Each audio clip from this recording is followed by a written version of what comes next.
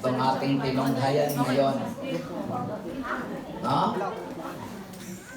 Para relax tayo. At saka, sabi ko nga po, ang batayan ngayon, ang timbangan, ay kung gaano kayo kagalak, gaano kayo kasaya, habang nag-uusap-usap tayo. Amen po? Amen. Choose the better portion.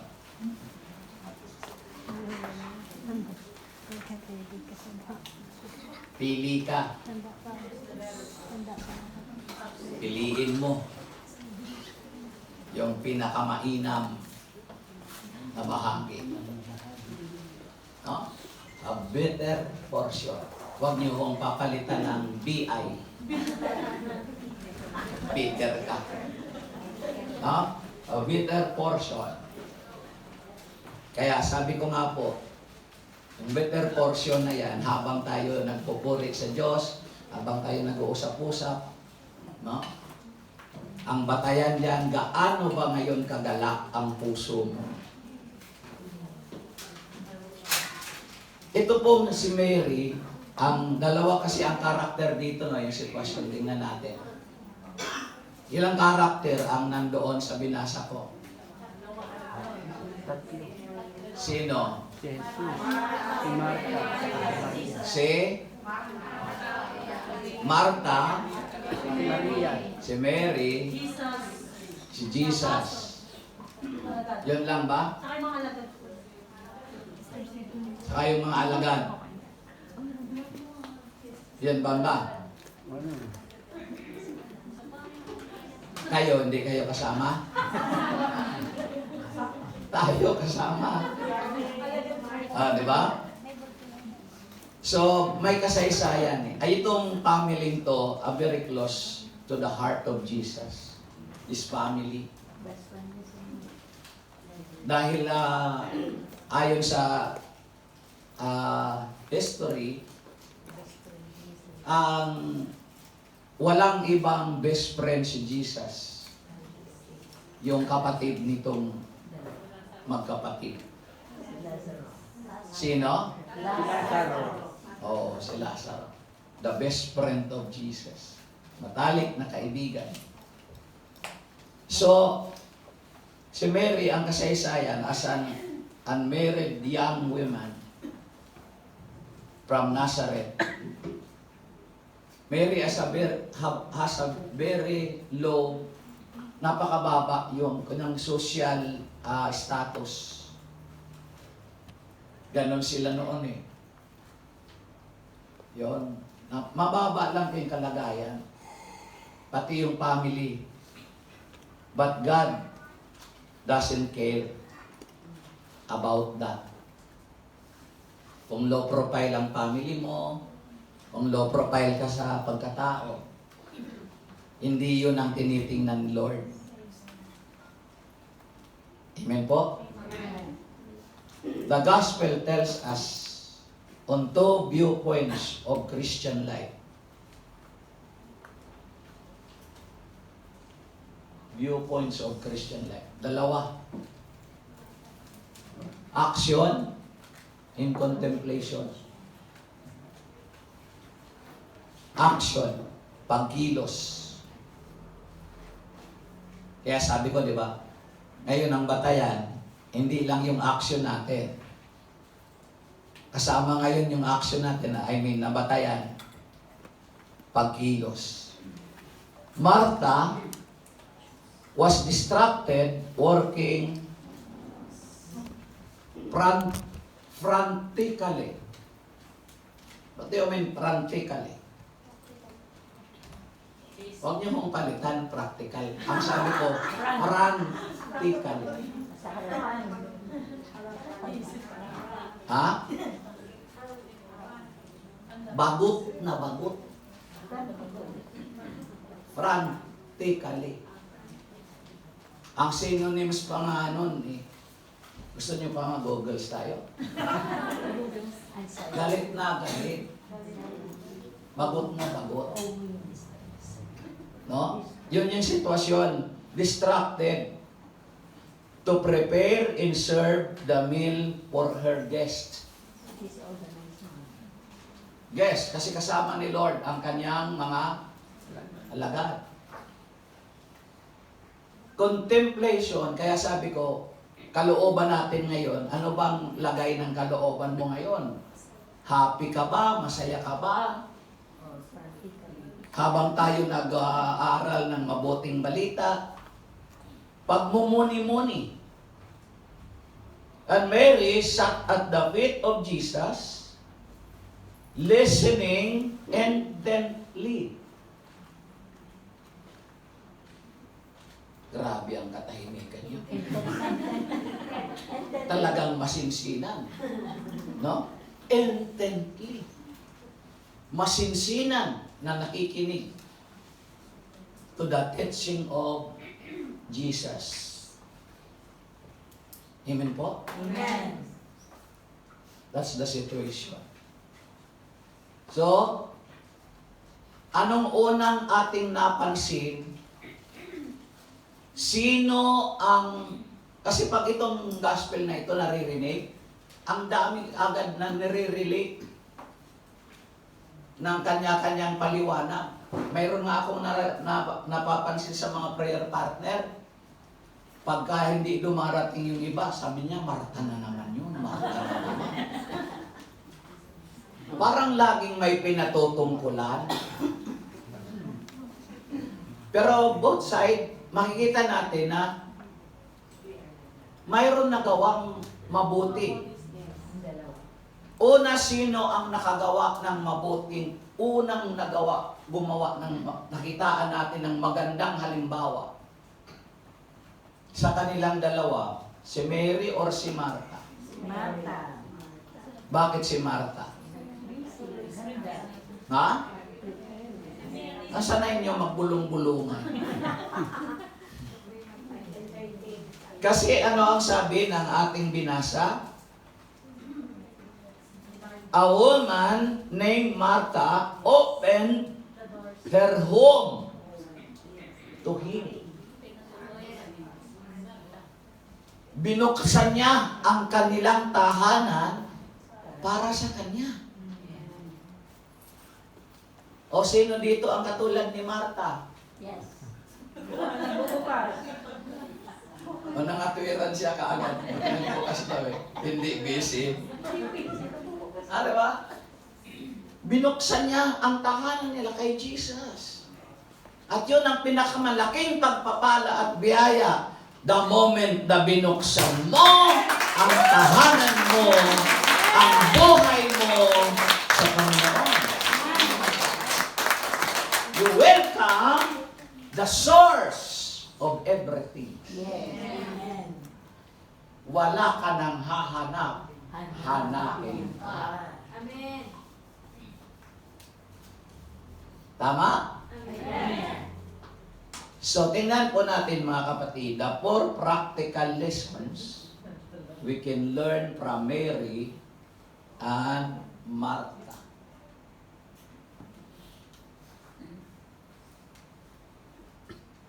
Ang mga pangunahin na 4 na matutunan natin. One is find out what to prioritize. Hanapin natin. Lagi nating tuklasin. Ano ba ang dapat talagang unahin? Nandyan pa ho ba kayo? Amen. Parang dahan-dahan. Dahan-dahan lang tayo. Huwag tayo masyadong ano eh. Baka mapuwersa. Kakapanganak ko lang. Ay, kakapanganak ko lang.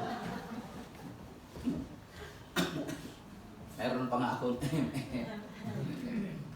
Diba? Alam mo, si Lord, tinitesting tayo palagi. Amen. Siyempre, sabi ng demonyo, pag ito hindi nakapagtok, wala sa kanilang magsasalita. Alangan naman si Lord, tumayo dito, magpakita sa inyo. O, di ba? Sabi ng demonyo. Pero sabi ni Lord,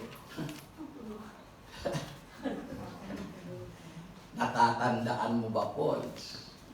34 years ago, wala ka pang hiniling na binigo kita.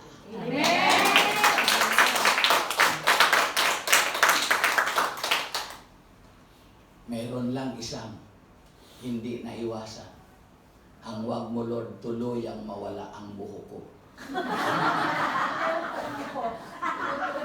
Natubo nga eh. Sa kakukulong ko sa aplat. Diba? Find out what to prioritize. Ano yung dapat nating unahin? Okay? Sabi ng verse 42, ngunit, but few things are needed, or indeed only one. Diba? Isa lamang ang talagang kailangan. Madalas ito natin napapakinggan. Ang Matthew chapter 6, verse 33. Read. Ngunit, higit sa lahat, ay bigyang halaga ninyo ang kaharian ng Diyos at ang pamumuhay ng ayon sa kanyang kalooban, at ibibigay niya sa inyo ang lahat ng inyong maibigan. Kung yung inyong mga gusto ang hinahanap nyo, given niya, sabi dyan eh, kailangan mo ng higit sa lahat, bigyan ng halaga. The other translation, pag sumakita ninyong hanapin ang kaharian ng Diyos. In another translation in English, seek ye first the kingdom of God in His righteousness. Amen ba? Amen. Dito sa translation na ginamit natin, ngunit higit sa lahat ay bigyang halaga ninyo ang kaharian ng Diyos. So parang naaabot na natin kung ano yung priority natin. Tama? Amen.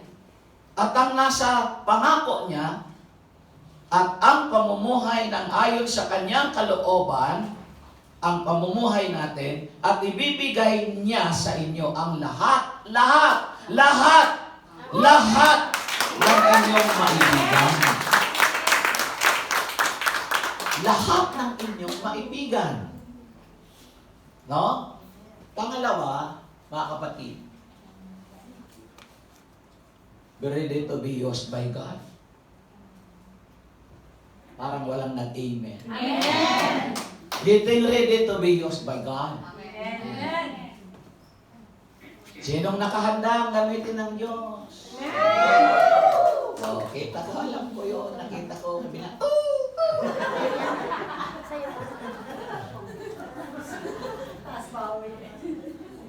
alam mo, parang ano eh, mabuti na lang maliwanag dito eh. Kasi kung madilim, nakakatakot yung sigaw niyo.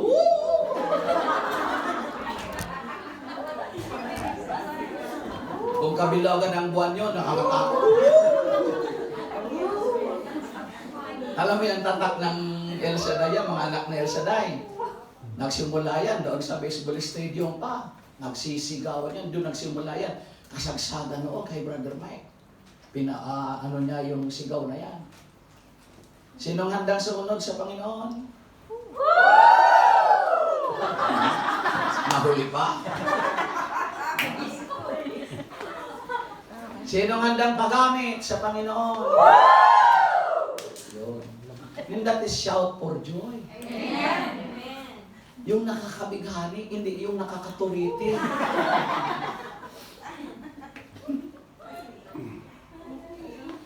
Alam, ginagaya-gaya yan yun. Yung mga wala sa El Shaddai, ginagaya-gaya yan. Hindi nila alam pala, yung gaya-gaya nila yun, isang araw, nandun na sila sa gitna eh.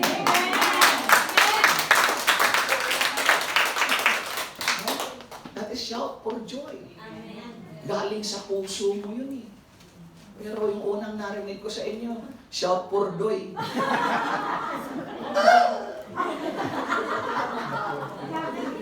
Kala mo, kinurot sa kere-kere.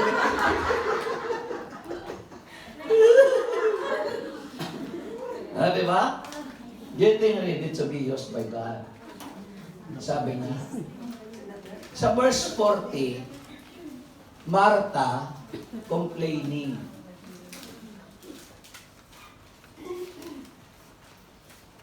Help me to analyze. Kung yung ginawa ni Martha, abalang-abala siya sa kusina. Compare si Mary, busy doon kay Lord. Sinong tama ang ginawa? Si Mary. Sige, sagot yung iba. Huwag lang nakikiramdam. Mary. Okay. So tama si Mary, di mali si Martha. Tama si Martha. Ngunit Tama si Martha. ginawa ni Mary ang mas mahalaga. Ang tanong ko lang naman, kung sino ang tama. Sige. Sinong tama? Si Martha. Si Mary, si Martha. Si Martha. Mayroon Martha daw, mayroon Mary. Di ba? Kasi kung mali ang ginawa ni Martha, ay wala nang kakainin ng mga lingkod ng Diyos. Walang magluluto. Amen ba? Kaya lang, ang hindi maganda doon, yung ginawa mo, paglilingkod niya yun, yung winelcome mo na si Lord, warm welcome. Nag-prepare ka pa for your guest. Maganda lahat yun. Alam mo, lahat ng ginagawa natin dito, kita ng Lord yun. Amen. Pumulot ka lang ng balat ng candy dito. Nakikita naman ni Lord. Amen. Pero yung nakita mo na, sino na naman kaya ang nagkalat dyan? Maganda na sana nakita mo. Pero naghanap ka pa ng nagkalat. Amen po. So lahat yun, lahat ng ginagawa mo dito, counted po yan, kapatid. Amen. Huwag kang mag-alala, ikaw natutulog-tulog, okay lang yan. Counted yan, basta ang mahalaga, narito ka. Hindi mo maiwasan, puyat ka kagabi.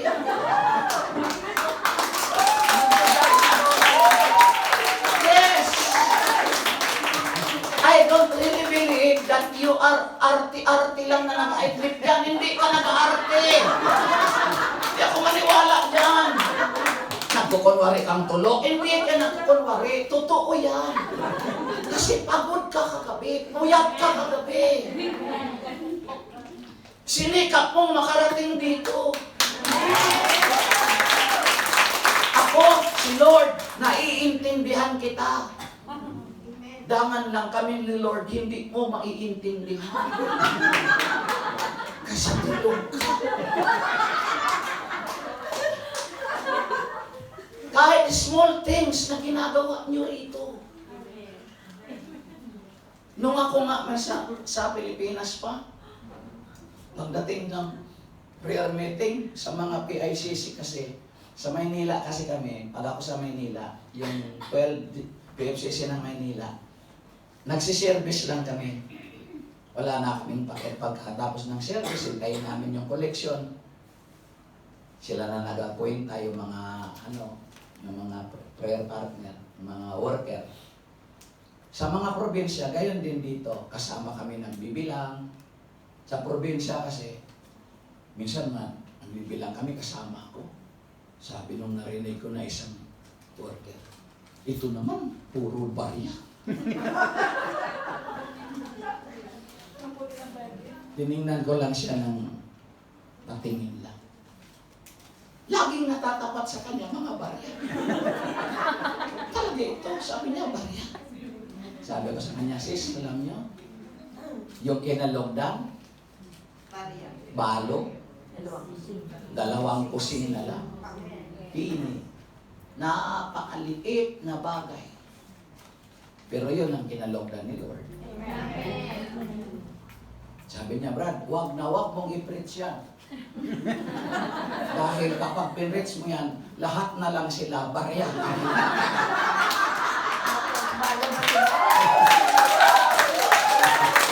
Alam mo sabi ko, sis, huwag mong gawing ang mga prayer partner, hindi matalino.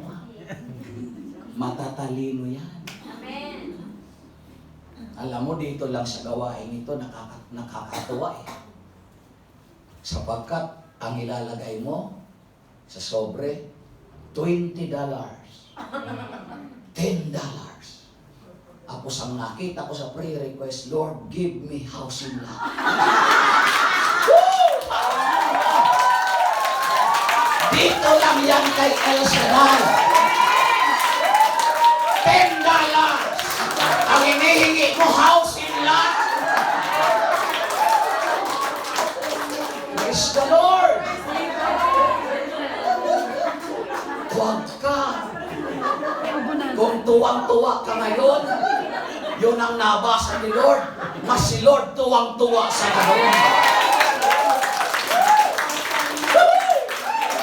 Hallelujah! O, diba? Kaya sabi ko, sister, don't.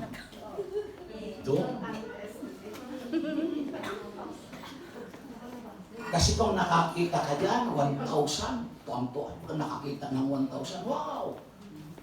Yung core group, kasama. Core group, di ba? 1,000, tatlo ang tao doon. Coordinator, assistant, tsaka secretary, treasurer. Ang duwa sila. Huwag ka kay Lord, hindi siya nakatingin sa kung gaanong halaga. Baka yung naglagay na yun ng 1,000, may hinanakit. Don't expect na ibabalik sa'yo ng Diyos yun. Ang ibabalik sa'yo, ano? Walang takal, hindi siksik, at walang liglig.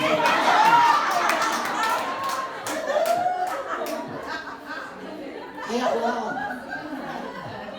Ituloy nyo yan. I encourage you, my dear beloved prayer partners. Kasi hindi lalago ang bansang ito ni Yahweh El Shaddai. Ang gawain nito ni El Shaddai sa bansang ito pala. Hindi ito lalago kung wala kayo. Amen. Sabi mo narinig ko, bakit mayroon kayong mga lang offering? Bakit kayo mga tithes dyan? Di ba ang salita ng Diyos libre? Amen. Oo, libre itong salita ng Diyos. Pero yung pa sa plat, hindi libre.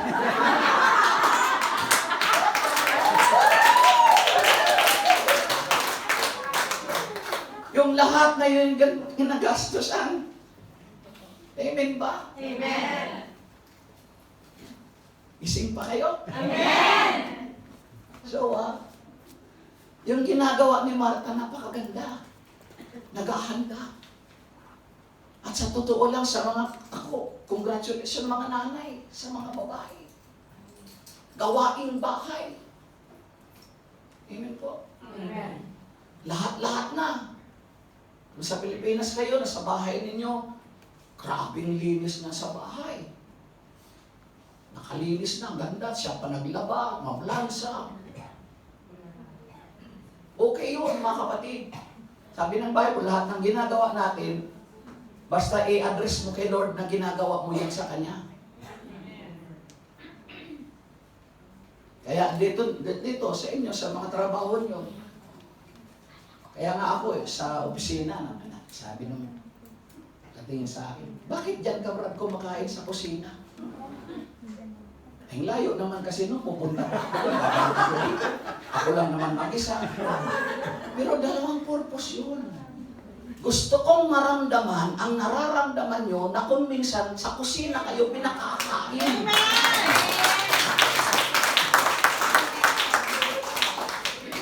At mag-isa lang ako doon, dinaramdam ko din na minsan mag-isa rin lang din naman kayo doon. Habang kumakain kayo doon, nag-iisip kayo sa Pilipinas, ano rin kaya ang kinakain nila doon? Gayon din ang ginagawa ko. Pero ang iniisip ko habang kumakain ako, yung mga prayer partner, kaya ano rin kaya ang kinakain?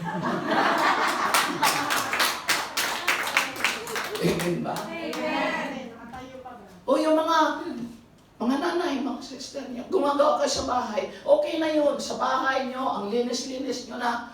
Dangan nga lang, okay na sana pag uwi ng asawa. Hoy, huwag kang bastang papasok. Kalilinis ko lang yan. Eh, paano kami?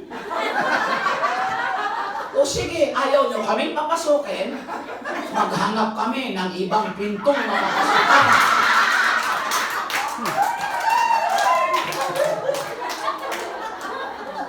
Sa kapaplansa niya, sa kalilinis niya, sa kalalaban niya, sabi ng mga anak, pagkagaling sa school, dito, tapon doon ang kanilang mga damit. O ikaw, huwag ka naman palit ng palit, kalalaba ko lang.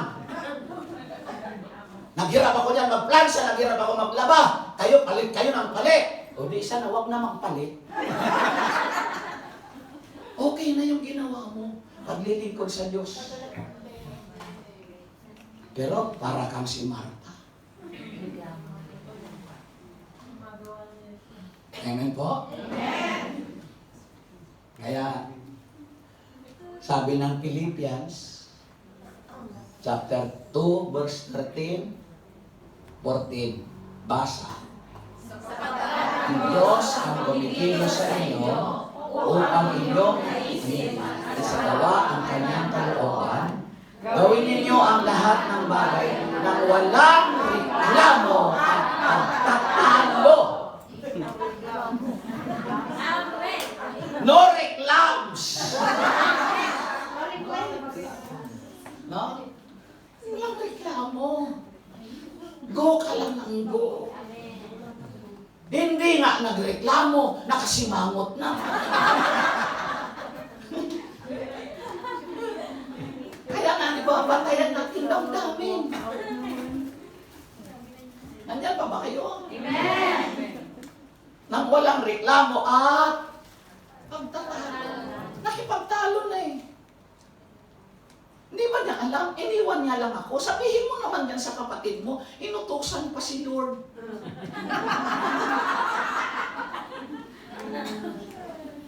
Eh tayo minsan inuutusan din natin si Lord. Lord, puntahan mo nga yung kaaway ko, pitikin mo sa tainga.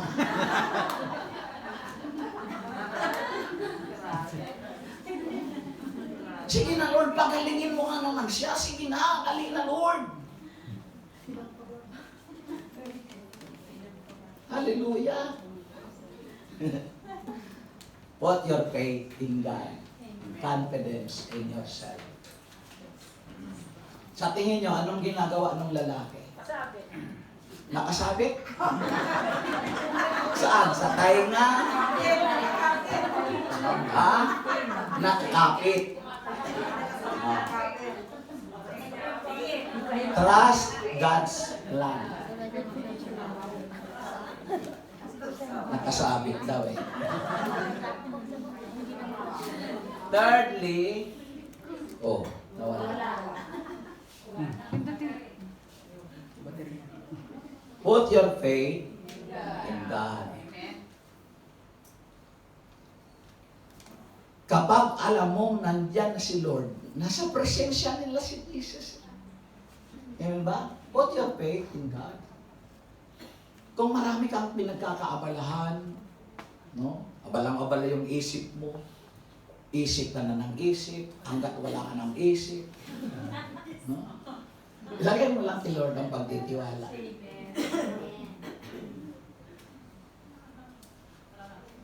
Read.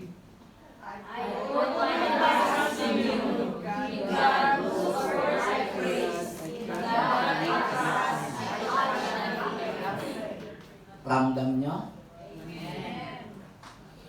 Brad English kasi. I put my trust in you, in God, whose word I praise, in God I trust. I shall not be afraid. Kapag ako'y natatakot, o aking Diyos na dakila, sa iyo ko ilalagak pag-asa ko at tiwala. Sa iyo ko ilalagak tiwala. Pag-asa ko at tiwala. Pangako niyang binitawan, iingatan ko ng lubos. Lubos akong umaasa. May tiwala ako sa Diyos. Kung tao ring katulad ko, hindi ako matatakot.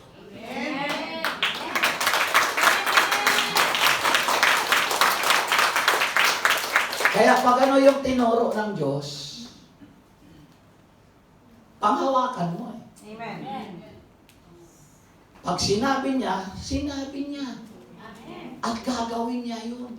Amen. Naalala ko tuloy yung isang kwento. Gusto yung kwento? Amen. Sa bagay. Ang kwento talagang likas na sa atin. Pero legit to ha. Hindi ito fake news. Huwag kayo mapanipaniwala sa mga fake news ngayon sa Facebook. Doon kasi kayo nakatutok. Kung ano-ano makikita nyo mga kabulastugan doon eh. Amen po? Ba't ko alam?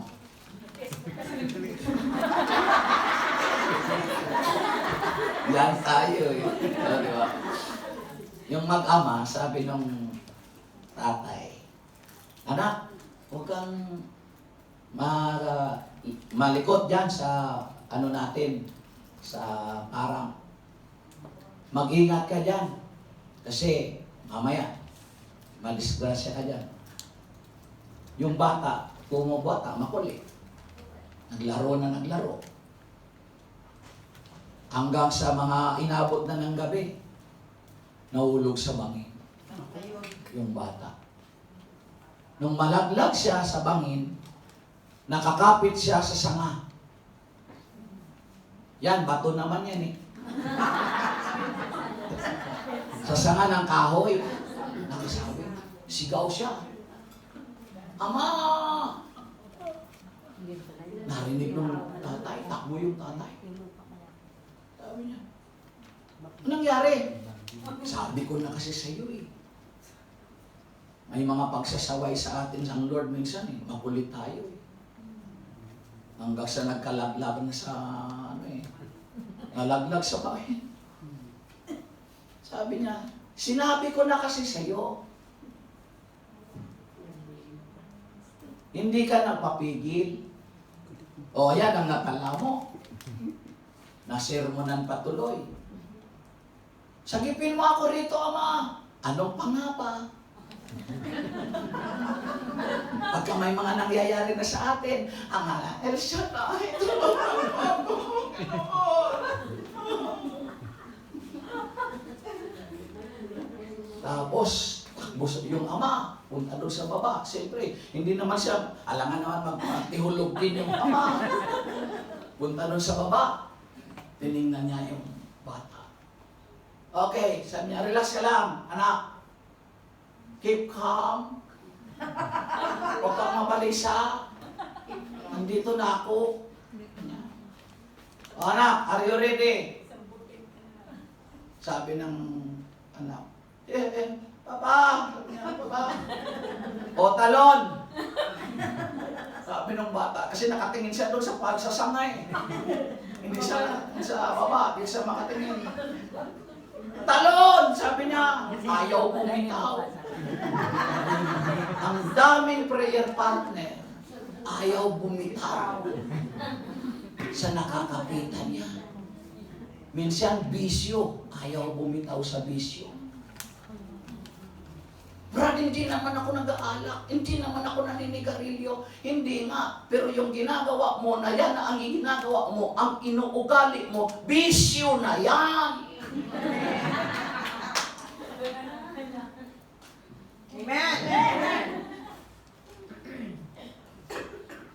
Yung paninira mo, yung kapwa mo, na lagi mong ginagawa, paulit, ulit, ulit, ulit, ulit, ulit, ulit, bisyo yan.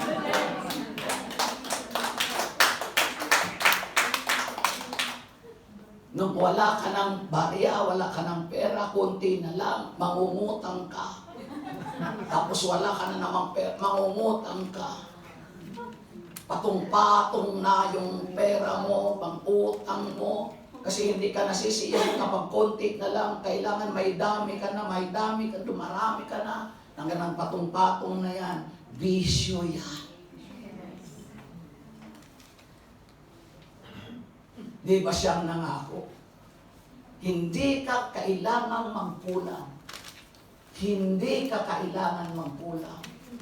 Hindi ka dapat nagkukulang. Hindi ka dapat magkukulang. Anak, baba na, bitaw! Ayaw talaga bumitaw. Inabot na sila ng oras. Alas 10 na hulog, alas 2 na ng madaling araw.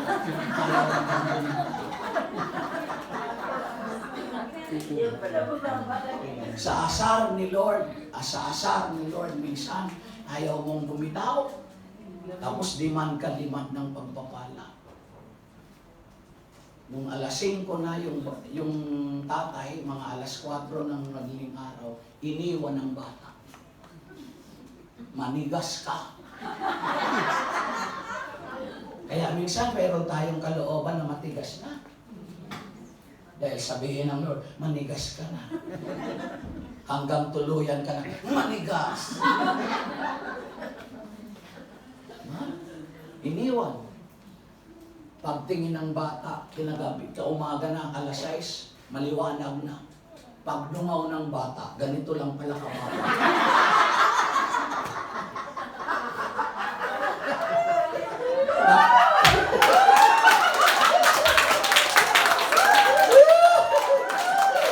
Kahit hindi pala saluhin ng tatay, hindi man siya madidelikado kasi gano'n na lang siya kababa.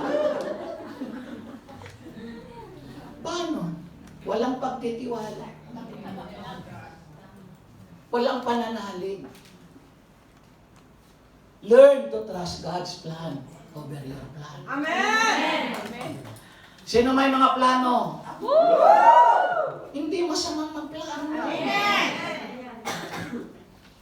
Lalo na sa pamilya. Amen! Family planning.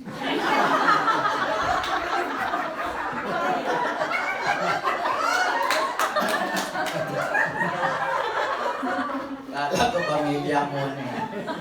Diba? Sinong may iniisip? Binabala? Ano ba? Ano, ako pinagbabalakan nyo. Ganda-ganda ng pag-iharap ko sa inyo, ha? No? May mga balak, mayroon mga plano. Lahat tayo mayroon. But you know, the Bible tells us, nasa tao ang pag-iisip. Nasa tao ang pagbabala. Amen! Nasa tao, pag-iisip, pagpaplano, pagbabala. Ngunit nasa Diyos ang pagpapatupad.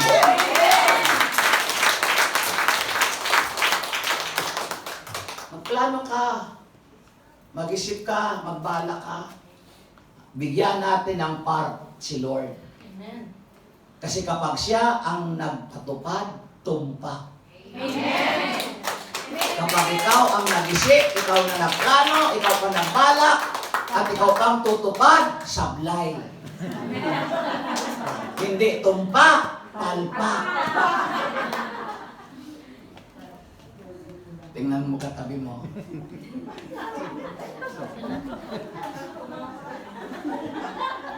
Learn to trust God plan over your plan. Isaiah 55 verse 8. Read.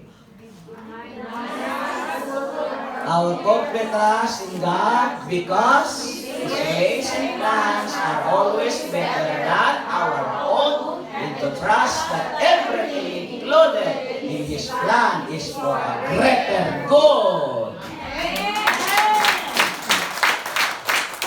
O gusto niyo marinig yung Tagalog? Ang wika ni Yahweh. Ano ba ang wika?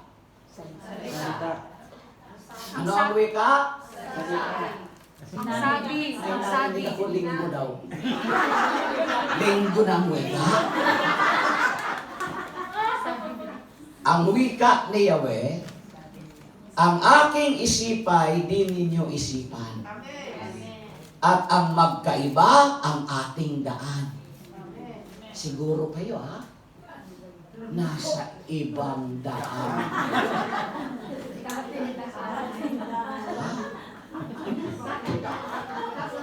Sabi niya, magkaiba ang ating daan.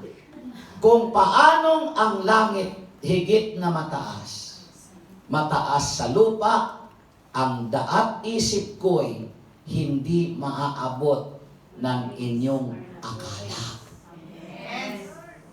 Kaya pag nilalagak natin ang pananalig natin sa Kanya at natutunan natin ang plano ng Diyos para sa atin, yung mga plano natin maganda rin yun. Pero siya ang magpapatupad ng lahat.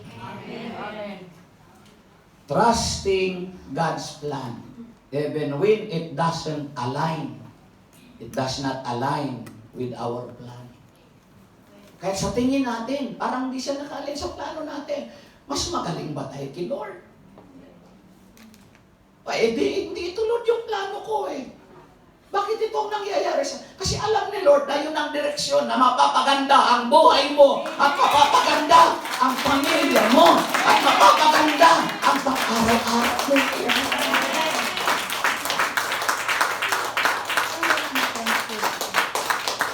Amen. Who?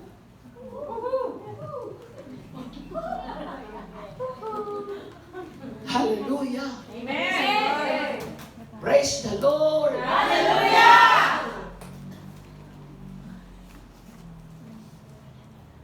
Nung na-aksidente ako, naalala ko, na comatose ako, o more than comatose. 18 hours lifeless. 2005. Alam nyo, dinala na ako sa ospital. Sa ground ward na ako. Sa ground ward na ako nilagay. Thursday na ako na-aksidente. Thursday, Friday. Di na ako nila inintindi. Doon na ako sa ground ward. Katabi doong pintuan, parlor.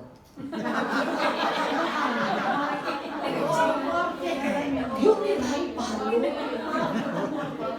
At alam nyo, yung mga nakasama ko doon, ayon sa istorya nila, yung mga patigok na, yung mga ganun na.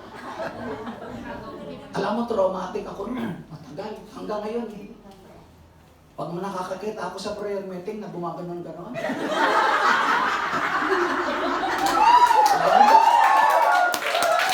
Parang nanginginig-ang naman ko. Kasi para akong naaala, baka nasa ground one na ako.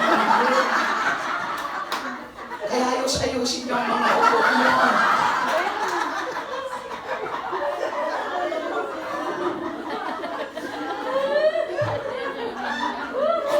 Diba, putol-putol yung sharing ko yon. Some of my friends, ako disciples, nung sinabi nila si Pauls kasi abalang-abala na yan sa business. Tingnan mo, pinalo ni Lord. Assuming cost. Alam niyo ba yung assuming cost na sinabi tinlalakay natin? No, kaagad-agad, nag-jump to conclusion na parang may ginawa akong mali, kaya ako'y paluin ng Diyos. Gano'n na ba kapag ibig ng Diyos? Pag nagkamali ka, paluin ka.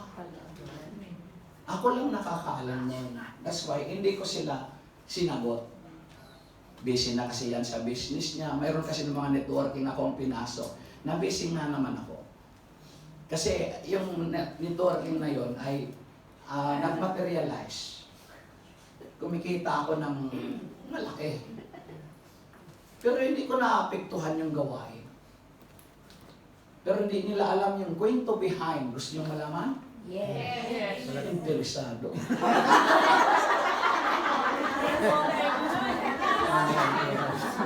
Prior that accident, 2005, yung mga anak ng asawa ko, 3 na nasa kolehiyo. Kung itinatanong nyo po, ako yung tatay nun, opo, ako. Grabe naman kayo. Hindi ko naman. Kaya ba naman akong ang kapitbahay ko ng mga ano? Ako, anak niya lang, siya kasing nanganak. Pero ako ang tatay po. Gusto nyo, ipa-DNA ka na. Dahil sila nagkolehiyo na, mayroon akong half-sister sa nanay na nasa London. Napingwit ng Briton. Gumanda-ganda yung buhay. Nung nakikita niya na masyadong sagar-sagara na ako siguro, sabi niya, wala naman siyang background tungkol sa pagiging preacher ko ng El Shaddai. Kuya, dito ka na muna. Kunin kita, kunwari. Dito ka sa bahay. Ako na bahala. Hindi ko naisip ko nga naman, okay. Padalhan kita ng pera, kuya, ayusin mo na yung iyong mga papers. So set in mind, inisip ko, okay, kapag nandun na ako sa London, maglilingkod pa naman ako. Take heart that word. Maglilingkod pa naman ako. Behind that priority, maglilingkod pa naman. Pero ang tawag ko kay Lord, priority akong tinawag ni Lord. Inayos ko na ngayon. Mga December yon. Sabi ko, inayos ko na. Physical ko, inayos ko na. Yung mga, lahat na. Medical, inayos ko na. Nung nakikita ko, maayos na yung medical ko, mayroon lang akong isang ipapasa. Sabi ng kapatid ko, Kuya, lumarga ka na ng mga itong taon na ito, 2005. Sabi ko, Ni, siya sa amin, Ni, tawagan, Ni, Noy. Ni, pwede bang next year na lang ako? Isang taon pa man lang ako dito. Next year na lang ako. Sa 2007. 2006. Mga January. Sipin mo, pag September 22, na-aksidente ako. Vehicular accident. Sumakay ako sa tricycle nung secretary treasurer doon sa pinanggalingan kong gawain. Ang walang kaabog-abog. Nandun ako sa back rider. Naka-back ride ako. Siguro sa antok, sa puya. Nakahayakap naman ako doon sa... Mayroon doon sa likod nila. Sa driver pala. Yan naman. Yan na naman kayo. Siguro sa antok ko, nakakapit akong ganito. Nakalas ako doon dahil naumpog ang final ko dito sa likod. Dito. Sa steel bar. The reason, nang gumanon siya. Kaya ingat po kayo. Sa ganun-ganun nyo yan.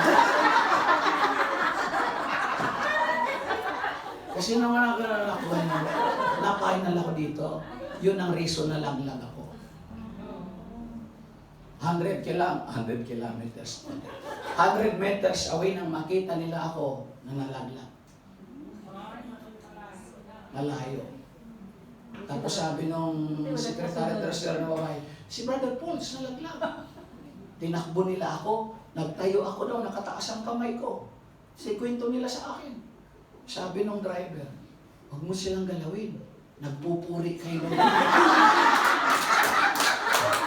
Kasi, usong-uso pa noon si Brother Mike, yung kanyang pinasisigaw, 1 plus 1 equals 3, power, power, power. Alam mo sa alaala ko, yun ang isinisigaw ko. Power, power, power. Nung nakasigaw na ako yata noon, bigla na lang ako nakila, natumba na ako. Yun ang reason. Ba't nakumatos? Yun ang more than comatose. O laktawan ko na lahat na pangyayari. Saka na lang yung iba ulit. Di nila alam yung mga nagsasabi, bakit ako na aksidente, kasi kulang na ako kay Lord sa panahon. Hindi yun ang reason. I do realize, dahil gusto kong tumakas sa misyon ko, mag-London ako, maglilingkod pa naman ako doon. Nang realize ko, sagutin ako ni Lord, ano bang mayroon doon sa London na hindi ko kayang gawin sa iyo sa Pilipinas? Ano bang gagastusin mo sa mga anak mo na makukuha mo doon na hindi ko kayang i-provide dito? Na ako ang nangako, walang naglingkod sa akin na pinakayaan. Naalala ko tuloy si Jonas. Sinabi ng pumunta sa Nineveh para i-preach ang gospel ng pagsisisi dahil abot sa langit ang kanilang kasalanan. Nagmatigas. Sa halip na pumunta ng Nineveh, sumakay mula Macau hanggang Tarses. May Macau nga ba? Sumakay sa barko, papuntang Tarsis, hindi papunta ng Nineveh. Ano ka ngayon? Pagdating sa kalagitnaan, papuntang Nineveh, nagkaroon ng malakas. Anong lindol? Alon. Halos mag-sink na yung barko. Nagulo na ang mga tripulante, pati yung kapitan. Sabi ng kapitan, mga tripulante, ilaglag nyo na lahat ng mga kagamitan, lahat ng mga sakay, iba para gumaan ang barko. Ihulog na lahat. Sabi ni Jonas, kapitan, ako ang ihulog nyo. Ang kapitan, bakit? Ako yung inutusan ni Yahweh, tinatakasan, tinaguan ko si Yahweh. Ang Diyos ko, tinaguan ko. Sa Nineveh ako pinapupunta, sa Tarsis ako pupunta. Sabi nang dito ka lang sa Pilipinas maglingkod. Pupunta ka ng London. Sabi ng kapitan, ganun ba? Pag hindi niya ako hinulog, mamamatay tayong lahat dito. Amen? Amen. Sabi ng kapitan, patawarin ako ng Diyos ko. Ay, Katoliko pala yung kapitan. Sabi ng kapitan, patawarin ako ng Diyos mo sa gagawin ko sa iyo. Inulog si Jonas sa dagat. Pagkahulog ni Jonas sa dagat, nagmamadali kayo o kayo na magkwento?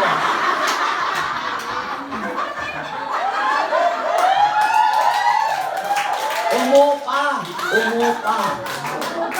Bumanayad. Bumanayad. Amen po? Amen. Dahil si Jonas, tinawag ng Diyos. Kaya hindi siya namatay. Dahil si Paul, tinawag ng Diyos. Binuhay. Wala kayo, binuhay ako? Oh, nandito ako ngayon eh.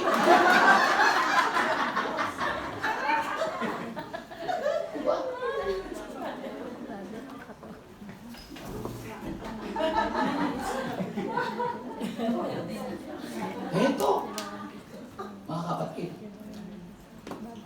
swallowed by ng balyenang dilis. Nilunok siya ng balyenang dilis. Ilang araw siya sa tiyan? 3 araw. Imagine, 3 araw ka sa tiyan. Buhay ka ba? Subukan nyo nga magpalunok. Sige. You know, i-talk to God through prayer. Manalangin si Jonas sa loob ng belly of the balyena. Nanalangin siya. At after 3 days, ibinuga. Diluwa. ng balina doon sa bungad ng Ninive. Bakit siya ibinuga? Bakit siya iniluwa? Alam ba ng balina na may misyon siya?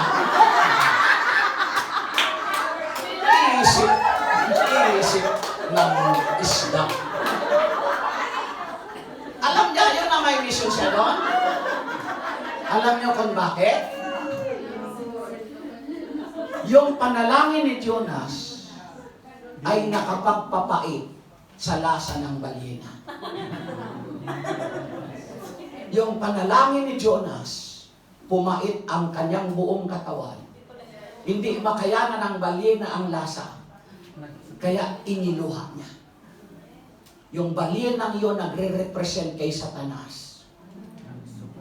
Na marami sa atin, kapag tumakas tayo sa paglilingkod, sisilain ka ng umaatungal na parang yung umaatungal na naghahanap ng masisila. Pero yung mga taong mapanalangin, prayer partner na mapanalangin, hindi ka kaya, sisilain ka pa lang, hindi ka na kaya sisilain. Kaya mga kapatid, please, tamad-tamad pa more sa panalangin. No? Sabi ni Lord, ano yun doon? Kaya naman kitang ipadala ng Israel. Cyprus. After that accident, 2009, 10, nasa Israel ako, nasa Cyprus ako. At kaya naman kita ipadala sa Hong Kong, sa Macau. Anong mayroon sa pupuntahan mo na hindi kaya ni Lord ibigay sa iyo? Trust God's plan. Trusting God's plan even when it doesn't align with your plan. Basa.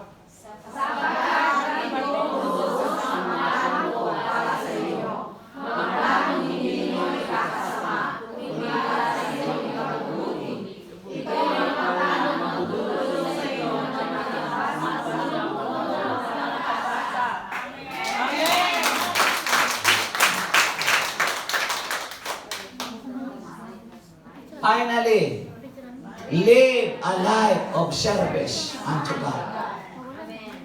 Anong sabi ng verse 42, paragraph B? Mary has chosen what is better, and it will not be taken away from her. Hindi sa kanya mawawala. Magpakailanman nakarating sa Macau yung istorya niya. At itong istorya mo, kapatid, sasabihin ko sa iyo, makakarating sa langit. Read.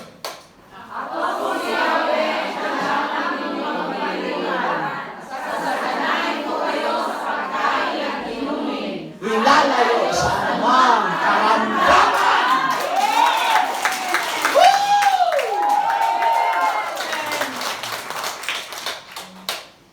We only have to prioritize or focus on what is important.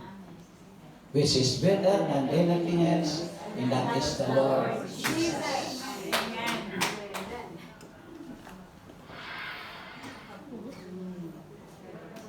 Basa. The Lord's way is the one we need.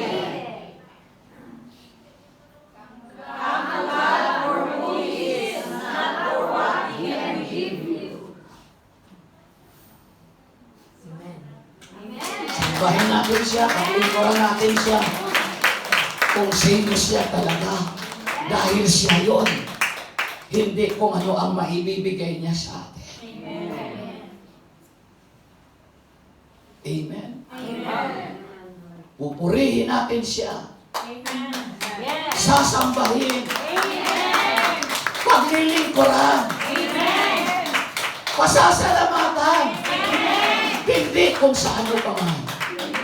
Kung dahil siya na yun. Handa kayo? Amen. Hindi pa kayo handa. Hallelujah. Come to God for who He is, not for what He can give. Hindi dahil na meron siyang may bibigay sa iyo. Because given na po yun. That's why, be committed. Be faithful. Tinawag ka ni Lord. Lahat tayo dito. Tinawag ka as attender, preacher, choir, dancer. Lahat tayo dito tinawag ng Diyos. Put your hands on top of your heart.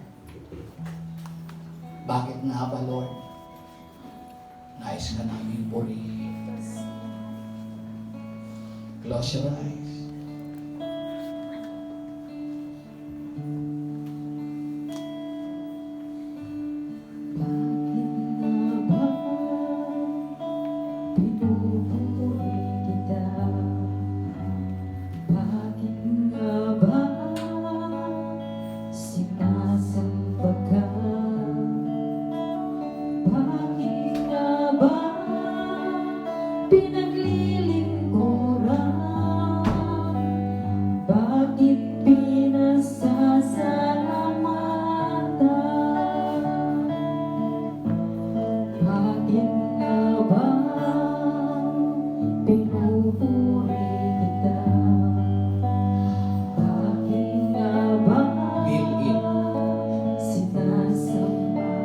Damhin mo sa puso mo.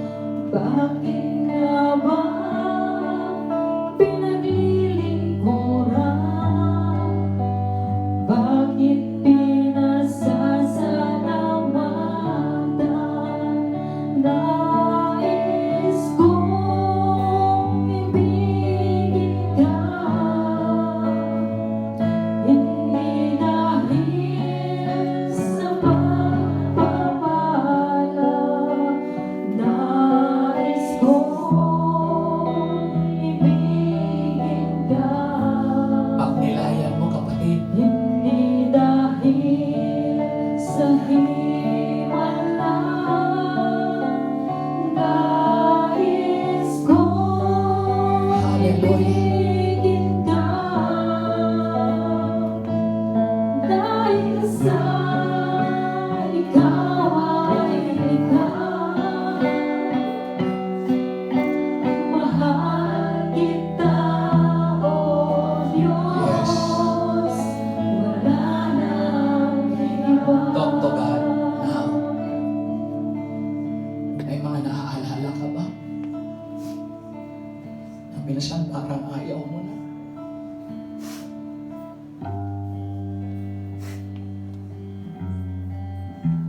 May mga oras, may mga balaki. Naiisip mo bang iniiwan ka niya?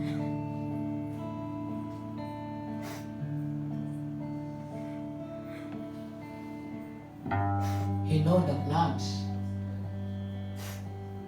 He had for us to prosper our life, to give us hope, not to harm us. A hope in a future. Alam niya ang plano niya sa iyo at sa akin. Ang huwag akong mapahamak, ang huwag kang mapahamak. Bagkus, managana ka, Amen. pati ang iyong kinabukasan. Amen.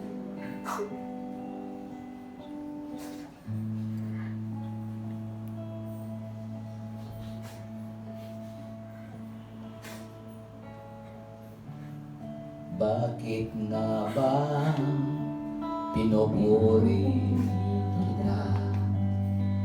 Bakit nga ba sinasamba kita? Bakit nga ba pinaglilingkuran? Bakit pinasasalamatan? Sabihin mo, nais Nais kong ibigin ka, hindi dahil sa pagpapala. Nais kong ibigin ka,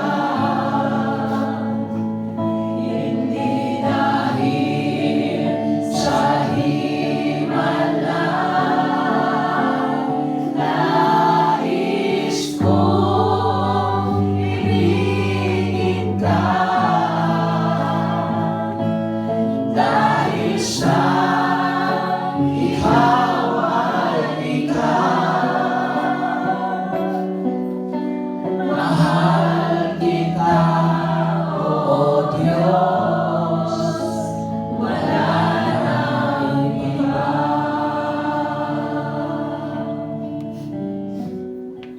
Get your prayer request in some religious articles. I will bring it to the presence of God. Dakilang Diyos na aming mapagpalang Ama, na siyang tumawag sa aming lahat upang kami pagpalain, upang kami ay gawaran, makaranas ng ganap mong pagmamahal. Salamat, Panginoon, sa aking mga kapatid na ito, na tinawag mo kami sa gawain ito. Wala kang pagkukulang sa amin. Salamat sa mga biyaya, sa mga pagpapala na tinatamasa namin.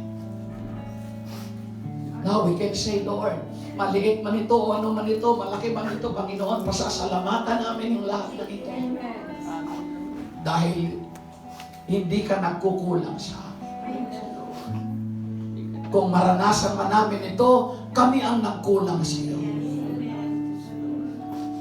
Ngayon, patingkarin mo ang aming pananalig sa iyo, aming Diyos. Sundan mo ito ng himala, tanda at kababalaghan. Iisang Diyos ang sinasamba namin, ikaw.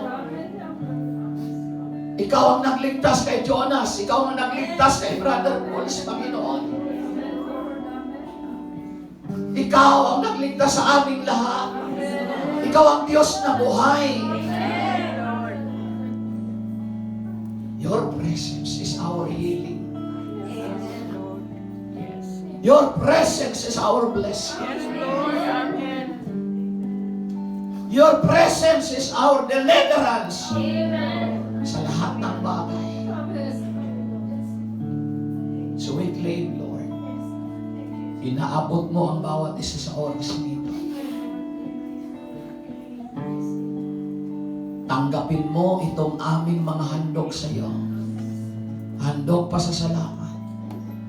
Ang aming mga tithes, Father God. I-bless mo po ang lahat ng aming ginagawa sa iyo. Ang aming binibigay sa iyo. Ang oras namin, pagpalain mo ang time na ito na binigay namin sa iyo, Panginoon. Pagpalain mo po itong aking mga kapatid. Physically, spiritually, materially, Lord God. In the four corners of blessings, Panginoon. Aroundness of blessing. Igawad mo sa amin, Panginoon. So we humbly pray, Lord, na aming mga kapatid, ang aming mga mahal sa buhay, saan man sila naroon ngayon, oras na ito. Extend your arms upon them, Lord. And we know, Lord, we claim right now, God, pinagagaling mo sila, pinalalakas mo sila, pinagpapala mo sila. Yes, Lord. Iginagawad ko ang pagpapala sa pangalan ni Jesus. Amen, Lord. Healing of all healings, Lord. Healing in the name of Jesus Christ of Nazareth. The healing upon healings, Lord. A blessing around roundness of blessings. In Jesus' name. In Jesus' name. Ang pagpapalang paglilingkod namin. Salamat po. Sabihin mo, kapatid, Panginoon, ako'y nagpapasalamat at aking kagalakan na angkinin na ngayong oras pinagpala mo ang aking buhay. Narito po ang aking handog mula sa aking puso bilang pasasalamat sa mga biyaya pinararating mo sa ating buhay. Sa pangalan ni Jesus. Amen. Amen. Amen. Babaan niyo po yung inyong mga balik sa taas ang kamay. Palakpakan natin si Yahweh.